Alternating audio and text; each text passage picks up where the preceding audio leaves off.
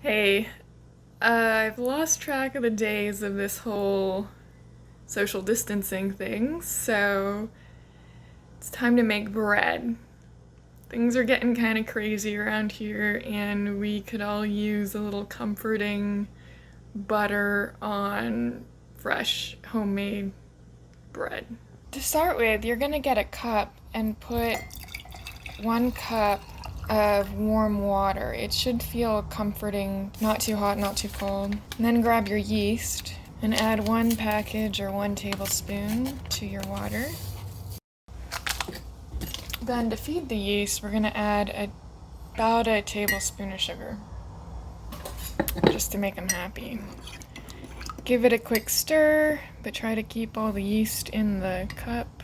Maybe set a timer so you come back in 20-30 minutes and set all that aside. Grab a pretty big bowl. Just under 3 cups of flour. About a teaspoon of salt. Maybe, yeah, that's good. And stir that up together. Looking good. Grab your 2 eggs, and it's best if they're room temperature, but when I set mine out, I forgot about the whole project for about a day and a half, so maybe just grab them from the fridge. Start to stir that in. The egg adds a little protein, and I like the flavor that egg gives bread. Let's check on the yeast, because it's been a little while. Hello, my little friends. I'm gonna say not everybody has woken up, but we're gonna use it. So grab your flour, egg, salt mixture, just pour that in, and start to stir. And this is way too thick. I'm gonna add a little more warm water.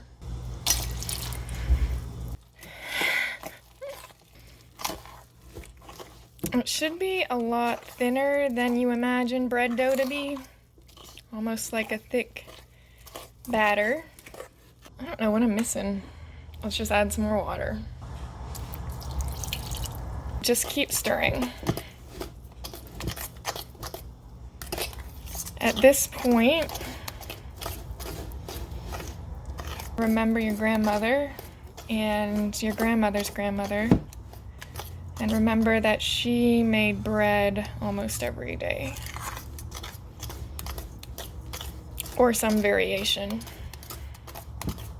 of steady, comforting carbs. Keep stirring, and keep stirring. Your little yeasts are very happy because they're growing. They're getting air, sugar, flour, and that makes a healthy, happy microorganism. Remember your bicep and what a great muscle it is. Maybe you feel it in your forearm,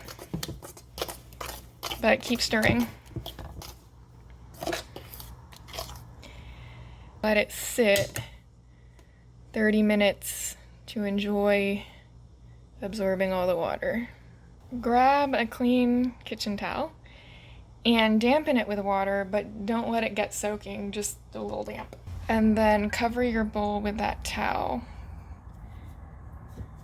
It'll keep the moisture balanced and everything doing good. Just checking in. It should smell a little fresh. It looks good. I'm gonna give it another 10 minutes because I want to see more bubbles. All right, back again. Let's see how she's doing. Pretty good. Starting to get fluffy. So at this time, grab your bread tin or use a glass one, that's what I use, and butter it up a little bit. And I just kind of rub it in there because you just, whatever. Fold it back up as needed and put it away. Pour it in.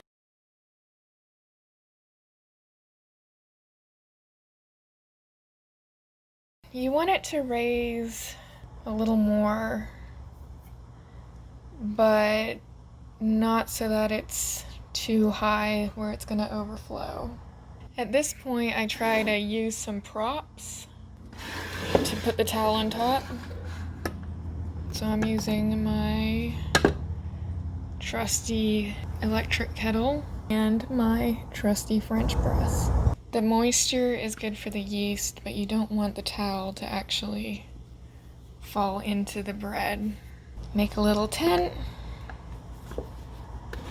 You want it to rise. I'm gonna give it about 10 more minutes. Check on it every 10 minutes if you're not sure. Set your oven to bake, and we're gonna put it at 375 degrees. Make sure your oven has plenty of room. Looking good. It might be a little too full, but we're gonna bring it over carefully because you don't want the bubbles to pop or shift too much. Stick it in the oven. Oh, the warmth feels good. Right in the middle. All right, close the door and hope for the best. Ooh la la.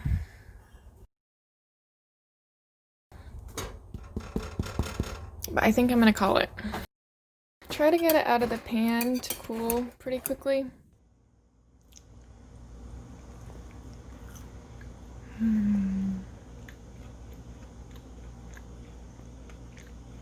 Happy belly, happy Laura.